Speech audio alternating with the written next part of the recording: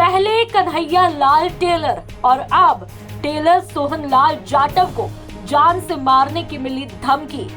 एक पीएफआई के नाम से लेटर से मचा हड़कंप। अलवर में दर्जी की दुकान पर काम करने वाले सोहन लाल जाटव को पीएफआई के नाम से जान से मारने और बम से उड़ाने की धमकी मिली है।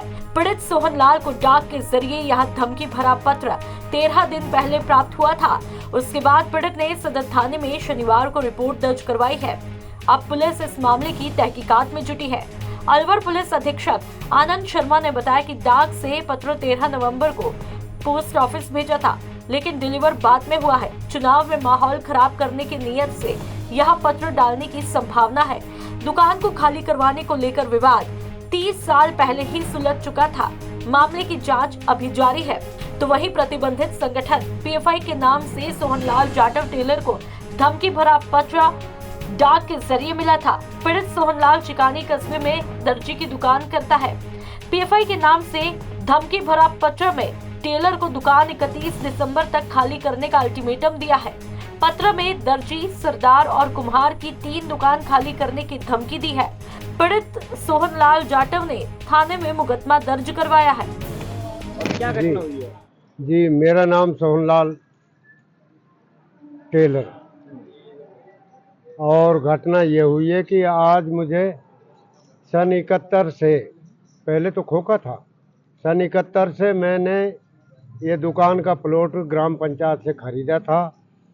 उसके बावजूद बनाने लगा तो पड़ोसियों ने कुछ वो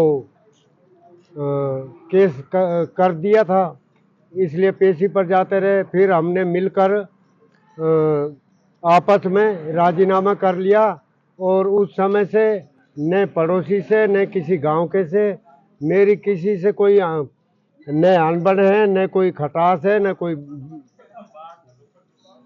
सब खुश है साहब। मैं भी खुश हूँ पूरे गांव से। अब ये घटना का जो आपको धमकी मिली है, हाँ, क्या धमकी मिली आपको? धमकी ये मिली है साहब कि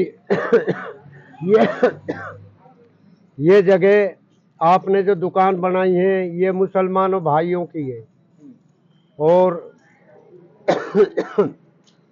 ये जगह खाली कर दो। मैं अच्छी तरह सोच समझकर जो है आपसे कह रहा हूँ।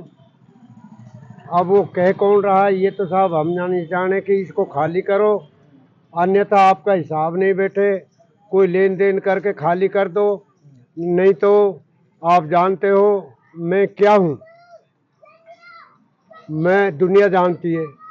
उसके बाद में मैं जो है एक बम से सारा तहस नहस कर दूंगा। अच्छा, कितनी तारीख को मिली धमकी आपको?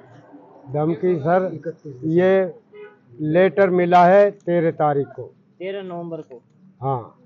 अच्छा, और उसके बाद में मैंने ये रखा अपने पास में कि चुनावी पीरियड चल रहा था, इसका ओपन करने से कोई झगड़ेबाजी हो सकती थी। कई लोगों को ऐसा मसाला चाहिए ताकि कोई झगड़ा हो और मैं किसका और दूसरा किसी का कि उन्हें फ़ायदा हो, इसलिए मैंने तो साहब ये रिजल्ट आने तक रखा। फिर भी 2-3 दिन और लेट हो गया। 7 तारीख को मैंने एफआईआर सदर में करवाई थी।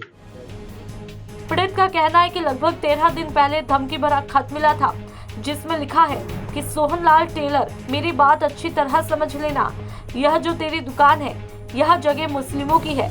ये जो सरदार की दुकान है और रोहताश कुमार की दुकान है, हमें सरपंच और आसपास के लोगों ने बताया है कि यह सारी जगह मुस्लिम भाइयों की है। आपने कब्जा किया है। चिमारों ने मुस्लिमों को जगह बेचकर उससे खाली करवा ली, मुस्लिमों को धोखा दिया। अब यह नहीं चलेगा।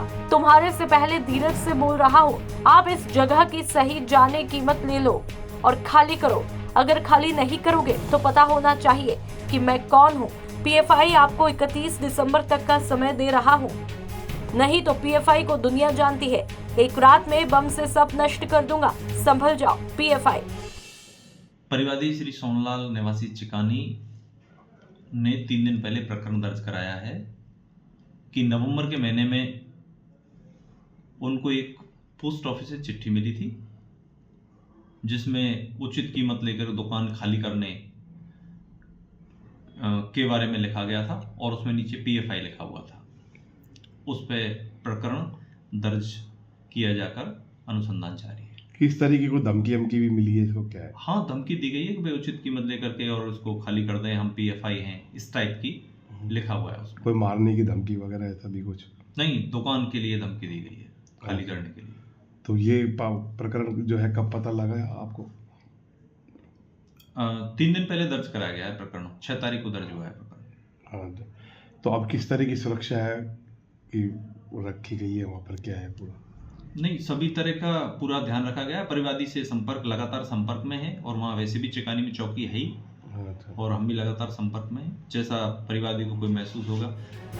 सदर थाना अधिकारी दिनेश मीणा का कहना है कि परिवादी सोनलाल जाटव के द्वारा एक रिपोर्ट दर्ज करवाई है जिसमें PFI के द्वारा धमकी भरा पत्र उसे चुनाव से पहले मिला था, जिसमें 31 दिसंबर तक दुकान को खाली करवाने की बात कही है।